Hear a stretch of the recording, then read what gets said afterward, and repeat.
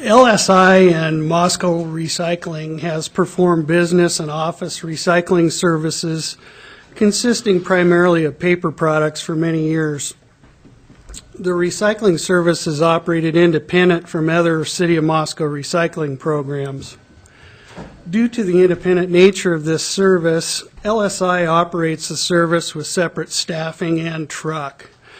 There are currently 53 businesses and schools participating in the program. 34 of these are on a weekly or bi-weekly schedule, and 19 of them are on-call services. The current service is costly and inefficient in many ways. In November of 2016, LSI sent notices to their commercial recycling customers that due to the costs and inefficiencies, they were going to discontinue this service effective January 1 of 2017. My plan had always been to bring the proposal to City Council to expand our single-stream curbside recycling program to the commercial sector in Moscow once the residential program was established. And after speaking with management at LSI, they agreed to postpone the discontinuation of this service until a proposal could be brought before Council for your consideration. Incorporating the proposed business single-stream recycling program into the existing single-stream residential and multifamily routes will add efficiency in terms of time, staff, and equipment. The proposal will require some rerouting by location rather than customer class. Currently, residential recycling takes place on 1 week and multifamily on alternating weeks. The current residential recycling routes are far more time-consuming than the multifamily routes. The rerouting plan will strive to even the workload from 1 week to the other and combine residential, multifamily, and business customer recycling collection schedule based on sections of the city and location. This will change the service week of some existing residential and multifamily customers. In the end, there will be 2 more evenly weighted routes still operating on alternating weeks, and all customers affected by the change will be notified. New recycling schedule calendars will also be developed and distributed. In your packets, you will see the request for proposal for modification of services issued to LSI, as well as a response to the proposal from LSI. The proposed LSI rates to the city to expand single-stream recycling to commercial customers will be the same as current rates for the residential and multi-family single-stream program. The new program will run essentially exactly the same as the residential program does. As far as the implementation timeline, our plan was to have a 30 to 40 day sign-up period. We'll do a mass mailing to all our business customers, determine how many carts are needed. Once that's completed, we'll order the carts. Carts will be 8 to 10 weeks out.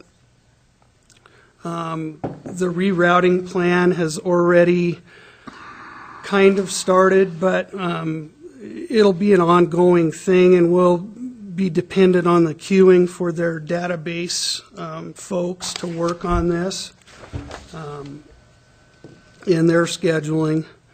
And then once the carts show up, it's just a matter of getting them distributed. I'm going to estimate late fall to first of the year-ish to get things going. Obviously, if we can get it going prior to that, we will.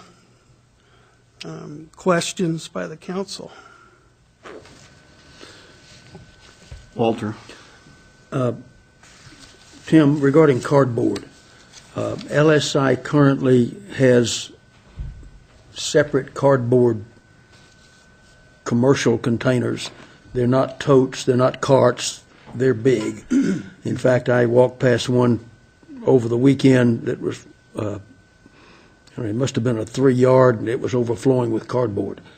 You said the program's going to be the same as we have now in the single stream. Is that true, or are you going to keep the cardboard separate? The commercial cardboard route as it stands is separate of other city programs, and I'm not anticipating changing that. Go ahead, Walter. So would it remain LSI's only, or would it be incorporated under their contract with us as the other commercial recycling will be? LSI will do the collection, basically. It will be separate from any program that the city runs. Okay. So just, if I may, just to pursue this to make sure I'm clear. The city has for years contracted with LSI to pick up garbage and to pick up the little buckets on the curb of residential sorted recycle. We went to totes for garbage. We went to totes for single stream and changed our contract with LSI. In the meantime, LSI was running, I think unbeknown to the city, not that it's a bad thing, but a commercial recycling where they picked up and single streamed it and baled it. Now we're going to pick that up under our contract with them because they want to get out of that business and we want to have that service continue for the commercial customers. Correct. I'm still want to make sure I understand cardboard. Cardboard will stay LSI and nothing to do with us. Mm-hmm. Okay. All right. Okay. Go ahead. Right, Gary? Did- You look a little puzzled. Well, you have to remember, we franchise for the collection and disposal of solid waste.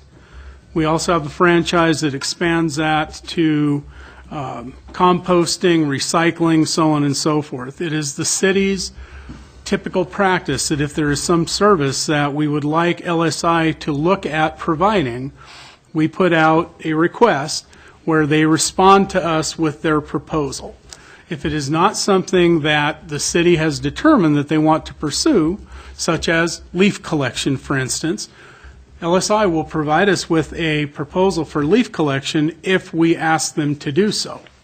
Or they could come to us and say, we'd like to do this, what do you think? Otherwise, it is not regulated by the city. So, commercial recycling was not regulated by the city. When they determined that they did not want to continue with their current private program, then enough businesses came forward and said, we would like to continue this. LSI does not want to do it. City, would you consider asking them to do it? That was how Tim ended up sending the letter. Cardboard, commercial cardboard, and aluminum cans have always been separate. Cardboard, there typically is a robust secondary market for, as is aluminum cans. They might not even be collected by LSI. There is no protection for commercial cardboard from a retail business that it should go to LSI, as far as I know.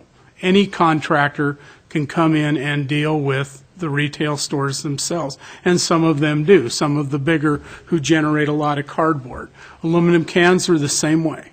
So they are not services that the city has chosen to franchise.